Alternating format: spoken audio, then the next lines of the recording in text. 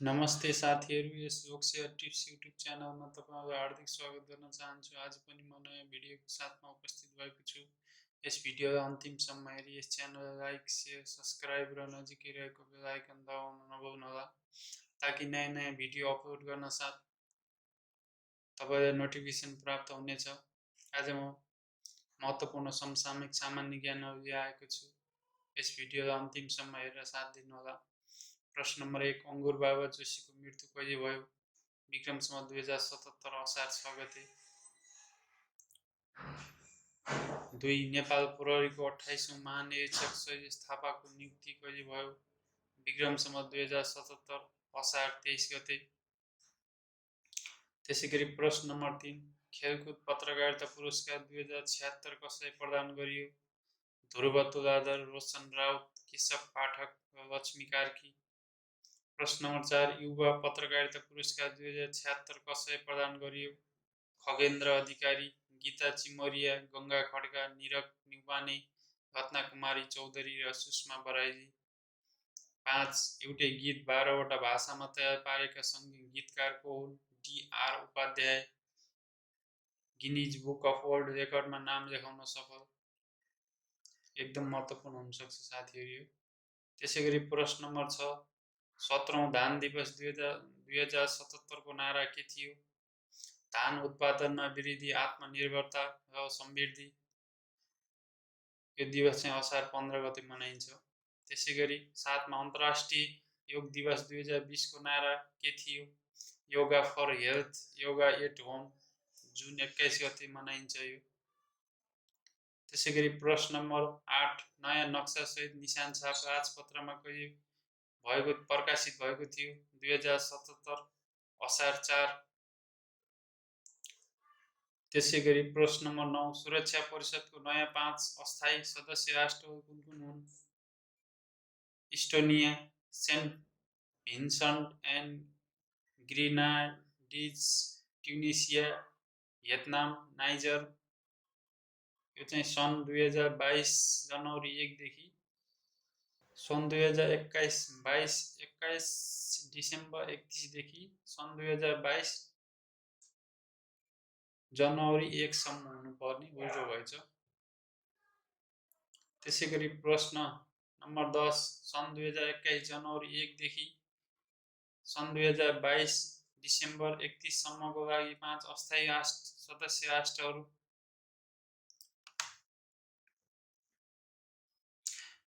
यो माथिको चाहिँ 2020 देखि 2021 डिसेम्बरसम्म रहेको छ भने यो चाहिँ 2021 जनवरी 1 देखि 2022 डिसेम्बर 21 सम्मको लागि 5 अस्थायी सदस्य राष्ट्रहरू कुन कुन हो? भारत, आर्यल्यान्ड, मेक्सिको, केन्या र नर्वे रहेको छ। त्यसैगरी प्रश्न नम्बर 11, संयुक्त राष्ट्रसङ्घको 75औं महासभाको अध्यक्ष को निर्वाचित भए? टर्कीका भोल्कन बोजकिर सन् 2020 जुन 17 मा निर्वाचित भए। त्यसैगरी प्रश्न number 12, doctor Daisy Raman Regmi अन्तर्राष्ट्रिय शान्ति पुरस्कार 2076 कसलाई प्रदान गरियो? अमेरिकी नागरिक डाक्टर एन्टोनियो न्युवर टोनी। एकदमै महत्त्वपूर्ण छ। त्यसैगरी प्रश्न number 13, doctor Daisy Raman Regmi राष्ट्रिय शान्ति पुरस्कार 2076 कसलाई प्रदान गरियो? राष्ट्रिय आविष्कार केन्द्रलाई 1 लाख, जुन महावीर पुञ्ज स्थापना गरेका छन्। त्यसैगरी प्रश्न नम्बर 14, उत्कृष्ट नगरपालिका 2077 कसलाई प्रदान गरियो? बाणगङ्गा नगरपालिका, कपिलवस्तु, प्रदेश नम्बर 5 अहिले लुम्बिनी प्रदेश भएको छ। त्यसैगरी प्रश्न नम्बर 15, निजामती सेवा दिवस 2077 को नारा के थियो? यो पनि एकदमै महत्त्वपूर्ण छ साथीहरू। स्वच्छ वा सक्षम निजामती प्रशासन, समृद्धि र सुशासन। यो चाहिँ 2061 भदौ 22 गतेदेखि मनाउन थालिएको थियो। त्यसैगरी प्रश्न नम्बर 16, राष्ट्रकवि माधव प्रसाद घिमिरेको निधन कहिले भयो? विक्रम सम्वत 2077 भदौ 2 गते। त्यसैगरी प्रश्न नम्बर 17, जापानमा नयाँ प्रधानमन्त्री योसिहिदे सुगा नियुक्त कहिले भयो? सन् 2020 सेप्टेम्बर 16, लिबरल डेमोक्रेटिक पार्टीका थिए उनी। त्यसैगरी प्रश्न नम्बर 18 विश्व आर्थिक स्वतन्त्रता सूचकमा नेपाल सन् 2020 मा कति स्थानमा रहेको छ? 109। त्यसैगरी यो पनि एकदमै महत्त्वपूर्ण छ। 19 मदन पुरस्कार 2077 कसै प्रदान गरिएको छ? महारानी उपन्यासको लागि चन्द्रप्रकाश बानियालाई प्रदान गर्ने। यो चाहिँ 76 को 77 मा प्रदान गरिन्छ साथीहरू। त्यसैगरी प्रश्न नम्बर 20 यो पनि एकदम महत्त्वपूर्ण छ। जगदम्बा पुरस्कार 2076 कसै प्रदान गर्ने भएको छ? शान्ति ठटाललाई प्रदान गरिने। त्यसैगरी प्रश्न नम्बर 21 41औं सामाजिक सेवा दिवस 2077 को नारा के थियो? सामाजिक क्षेत्र राष्ट्रिय गौरव, आजको प्राथमिकता संवेदीय सुखको लागि सामाजिक रूपान्तरण र उद्यमशीलता। सामाजिक सेवा दिवस चाहिँ असोज 6 गते मनाइन्छ। त्यसैगरी 22 यो पनि एकदम महत्त्वपूर्ण छ। हिमचितुवा नामले चिनिने आङ्ग्रिता शेर्पाको निधन कहिले भयो? विक्रम सम्वत 2077 असोज 5 गते। बिना अक्सिजन 10 पटक सगरमाथा आरोहण गरेका थिए यिनले। त्यसैगरी प्रश्न नम्बर 23 अन्तर्राष्ट्रिय साक्षरता दिवस 2020 को नारा के थियो? Literacy teaching and learning in the COVID-19 crisis and beyond थियो। त्यसैगरी प्रश्न नम्बर 24 8औं राष्ट्रिय विज्ञान दिवसको नारा के थियो? स्वस्थ र गुणस्तरीय जीवनका लागि विज्ञान असोज 1 गते मनाइन्छ।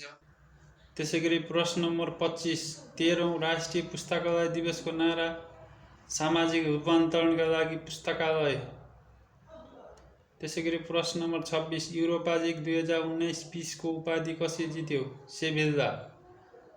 त्यसैगरी प्रश्न नम्बर 27 भारतका पूर्व कप्तान महेन्द्र सिंह धोनीले अन्तर्राष्ट्रिय क्रिकेटबाट सन्यास कहिले लिएका थिए?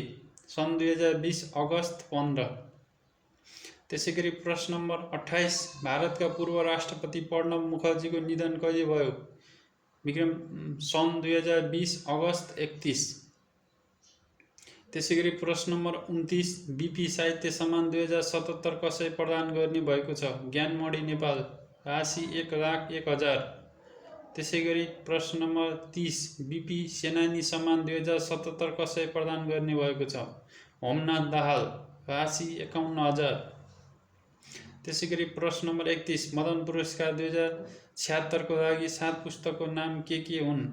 यो पनि एकदम महत्त्वपूर्ण हुन्छ साथीहरू, यो अध्ययन गर्नुहोला। जोकरको बन्दुक विमल निभा, धर्सै धर्साको चक्रव्यूह तीर्थश्रेष्ठ, परित्यक्ता भुवन ढुङ्गाना, महारसनिघण्टु खण्ड 1 र 3, योगी धर्म महारानी चन्द्रप्रकाश बानिया। यसले चाहिँ 2076 को मदन पुरस्कार पाएको थियो। महारानी उपन्यास लेखक चाहिँ चन्द्रप्रकाश बानिया। मोहपथ ललित विष्ट, यात्रामा शारदा शर्मा। यो पनि लोकसेवामा पहिलेका इक्जाममा सोधिरहेको हुन्छ साथीहरू। यो कुन कृति हो? यिनी कृतिहरूबाट सोधिरहेको हुन्छ, ध्यान दिनु होला। त्यसैगरी प्रश्न नम्बर 32 पद्मश्री साधना सम्मान 2076 कसैलाई प्रदान गर्ने भएको छ? मदनाथ प्रसिद्ध। यसको राशि चाहिँ 3 लाख रहेको छ। त्यसैगरी आजको लागि अन्तिम प्रश्न पद्मश्री साहित्य पुरस्कार 2076 कसैलाई प्रदान गर्ने भएको छ? सञ्जीव उप्रेतीको हंस उपन्यासलाई प्रदान गर्ने भएको छ। आजको भिडियोमा यति नै साथीहरू। यस्तै नयाँ भिडियो हेर्नको लागि यस च्यानललाई सब्स्क्राइब गर्नुहोला र नजिकै रहेको बेल आइकन दबाउन नभुल्नुहोला, ताकि नयाँ भिडियो अपलोड गर्न साथ तपाईँलाई नोटिफिकेसन प्राप्त हुनेछ। तपाईँ PDF नोट चाहिएन, कमेन्ट बक्समा कमेन्ट